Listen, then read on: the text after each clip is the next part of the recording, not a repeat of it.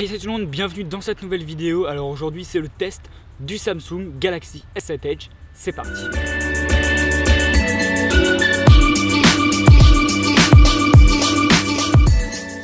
Donc dans cette vidéo les amis on va parler de plusieurs points du Samsung Galaxy S7 Edge, notamment sa qualité photo, sa résistance à l'eau également. On va parler également de son design et du processeur, de la rapidité du téléphone.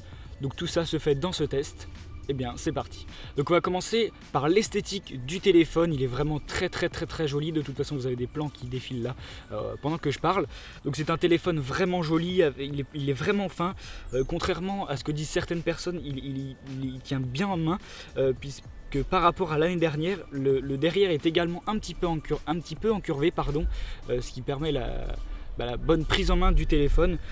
Il est full vert et alu, devant vert, derrière vert, avec le contour en alu, donc c'est vraiment très joli. C'est vraiment un smartphone très joli. Franchement là-dessus il n'y a rien à dire. C'est un smartphone qui est également pas trop lourd pour un smartphone haut de gamme. Il fait entre 100 et 130 grammes, donc franchement ça passe clairement.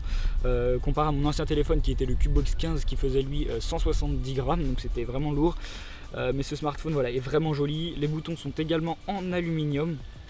Et il n'y a pas de jeu, donc c'est-à-dire quand on frotte dessus ça fait pas clic.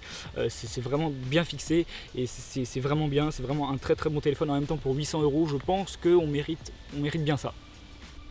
Maintenant, le constructeur nous annonce une certification IP68 pour ce Galaxy S7 et S7 Edge. C'est ce que nous allons voir. Donc j'ai fait le test, j'ai bien sûr plongé le téléphone dans l'eau. Bien sûr je ne l'ai pas laissé une minute puisqu'il résiste 1 minute sous... Non, 30 minutes sous 1 mètre d'eau.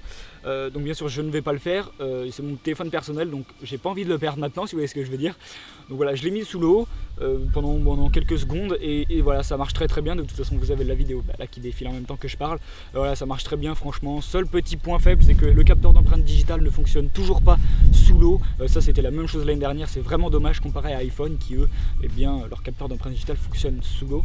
Donc ça c'est un petit peu dommage. Bien sûr on ne peut toujours pas utiliser l'écran sous l'eau, ça ne marche pas. Ça de toute façon je pense que ça reviendra pas l'année prochaine ou peut-être l'année d'après. S'ils se lancent à faire ça, ça serait vraiment bien, puisqu'un smartphone étanche c'est bien, mais si on ne peut pas l'utiliser ça sert strictement à rien. On peut faire des photos sous l'eau, donc pareil j'en ai fait quelques-unes. Bon, je l'ai fait dans mon lavabo, donc autant vous dire que là ça donne pas un rendu exceptionnel, mais vous pouvez prendre des photos sous l'eau. Bien sûr je rappelle que ce n'est pas fait pour, c'est pas une GoPro, donc voilà, ça va bien pour faire 2-3 photos vite fait, mais vraiment c'est pas fait pour, c'est pas conseillé en tout cas. Il est IP68, mais c'est pas pour ça qu'il faut obligatoirement le mettre dans l'eau volontairement, etc. Mais voilà, on peut faire quand même des belles photos sous l'eau, c'est ça qui est plutôt intéressant avec ce smartphone. Donc là les amis on va parler de l'appareil photo de ce téléphone. À l'avant c'est du 5 mégapixels, à l'arrière c'est du 12 mégapixels. L'année dernière c'était du 16 mégapixels sur les S6. Voilà, moi honnêtement je vois pas de différence, à part qu'il y a un petit peu plus de piqué sur les S6, mais sur celui-là voilà, c'est un grand angle, il attire plus de lumière et les photos sont beaucoup plus jolies, les couleurs sont beaucoup plus vives. Après faut aimer, c'est une question de goût. Je vous mettrai des petites photos que j'ai faites de jour et de nuit. Avec le mode pro on peut faire des super belles photos de nuit. J'ai fait des photos de ciel, vraiment c'est oufissime. Pour un téléphone c'est vraiment magnifique. Pour moi j'ai rien à dire, à part qu'en 4K la stabilisation ne marche pas. On peut pas dire qu'elle marche, elle marche pas, donc c'est pas du tout stable. Bon, après c'est pas trop dérangeant, qui va filmer en 4K, il n'y a pas beaucoup de gens, mais peut-être que ça sera corrigé par la suite par des mises à jour processeur, mais enfin voilà. Donc maintenant nous allons parler des composants et des caractéristiques techniques de ce téléphone. Bien évidemment, elles sont très bonnes. Il a un processeur vraiment puissant. J'ai fait le test sur AnTuTu Benchmark. Voilà, vous avez les scores qui s'affichent.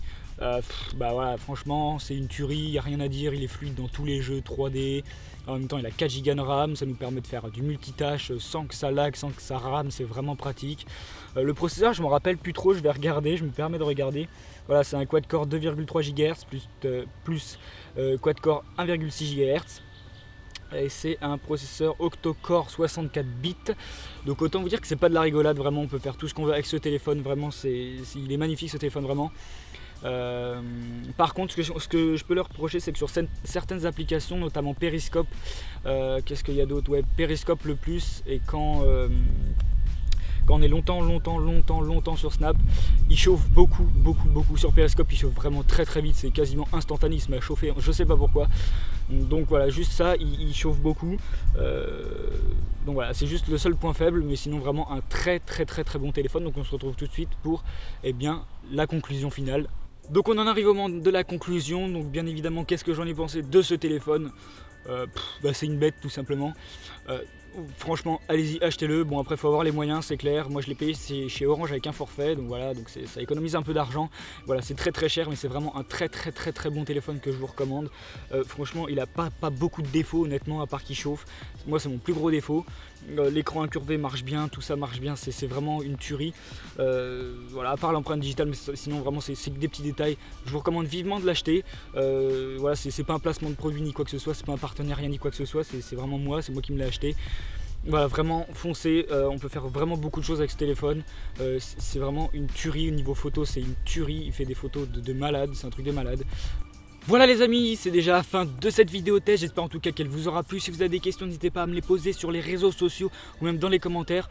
Voilà, mon Facebook, mon Snap, je vous le donne enfin, mon Snapchat, vous aurez le Snap code qui s'affichera soit là, soit à la fin de la vidéo, ça dépend comment je m'organiserai au montage.